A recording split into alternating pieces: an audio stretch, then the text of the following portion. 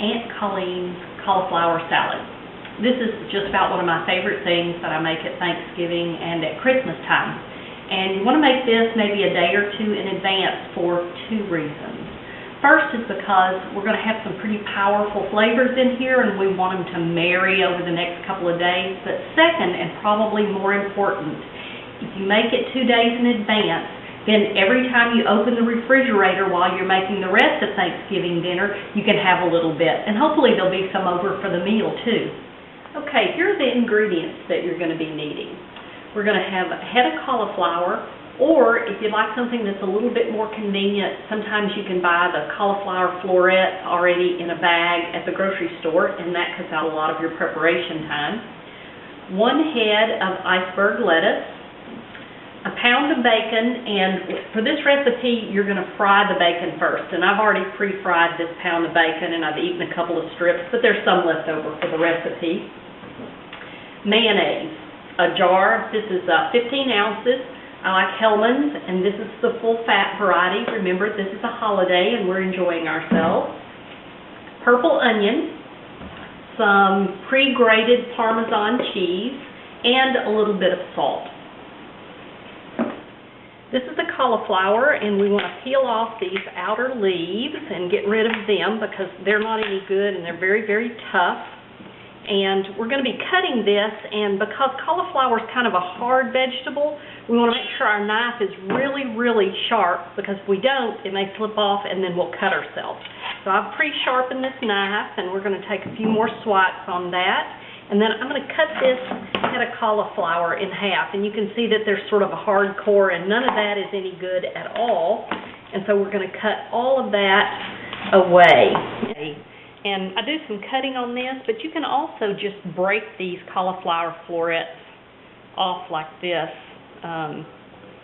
just as long as you cut the really woody part out, because that won't be very good to eat.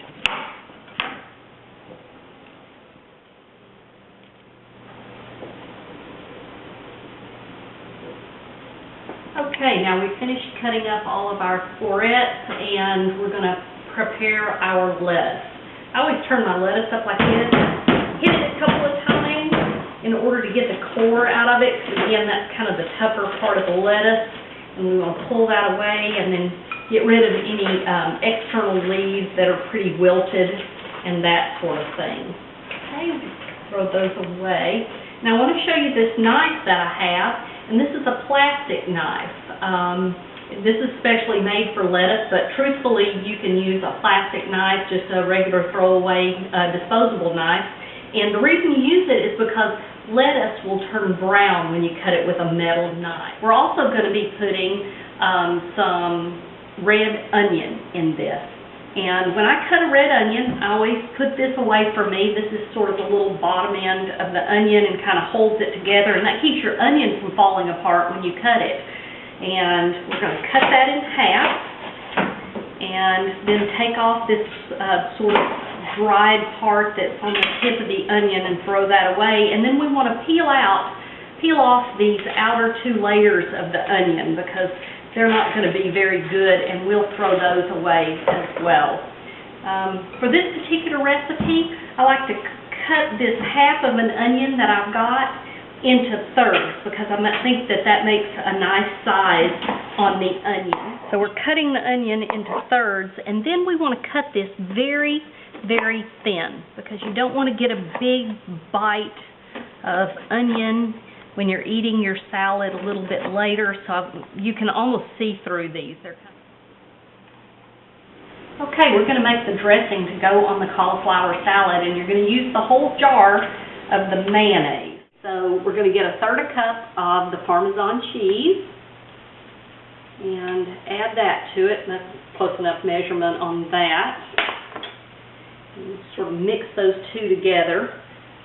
Be kind of gentle, because the Parmesan cheese is loose and it'll fling right out of your bowl. And I think I forgot to mention at the beginning that we need about a tablespoon of sugar to go in here. Here's our tablespoon of sugar that we're adding. And then we're going to put in a pinch of salt. I think I want 1.5 pinches on that. And mix that together. Okay, we're going to crumble up this bacon to go in here, and you can see that I've fried this until it's very, very crisp. I like it really evenly done with none of the fatty left in it, and because that really makes this good. I don't like getting a big piece of raw bacon fat in this salad. And that is all of the bacon that I have left after having had several pieces myself. And then you just add the dressing on top of it.